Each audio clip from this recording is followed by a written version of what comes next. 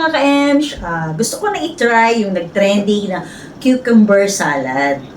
Hindi tayo magpapakabog, gitera tayo eh. Ito lang yung mga ingredients niyan. Pipino, pero dalawang klaseng binili ko. Isang international, isang afam, tsaka local. Lemon, kamatis, sibuyas, maliit lang kasi hindi ako masyadong mahilig sa sibuyas. Pwede nyo rin lagyan ng bawang. Tapos, tuna, pepper, salt. Dahil ambisyosa ako at social climber, gagamit ako ng Japanese mayo. Pwede naman yung ordinary yung mayonnaise lang. Tara, gawin na natin. Tara! Okay, then meron akong mandolin. Gagamitin ko siya. Hindi ko na pahihirapan ng aking sarili. Ganun! Ninipisan ko lang.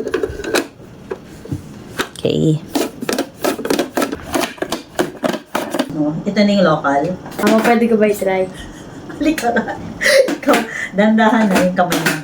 Ganyan lang ba? Back and forth lang. Diin! Ako, hindi na pantay-pantay. Ito na siya! Pagwahiwalayin lang for presentation na rin. Yan. Pipigaan ko lang. Ayan.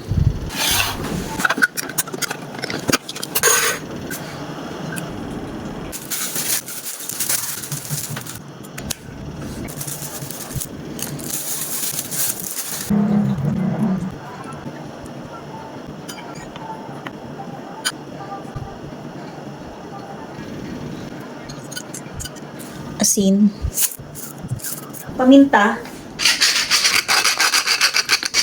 charan! Tapos tatakpan. Tapos shake. Diba, 80-80, may ibo din yung utak eh. Inayos-ayos tapos guguluhin lang din pala. Okay, bubuksan ko na. Ito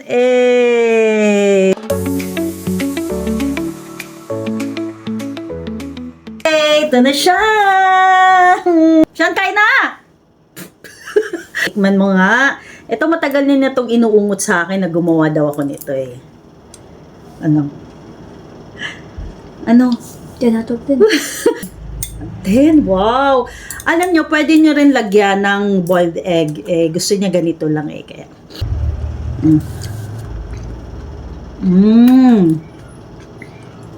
Pero parang mas bet ko lagyan siya ng konting sugar. Eh, kung nagda-diet ka naman, pwedeng sakto na to. Thank you, Mama. Mag-thank you kami kay Beyonce. Thank you, Beyonce. Bye! Thank you for watching!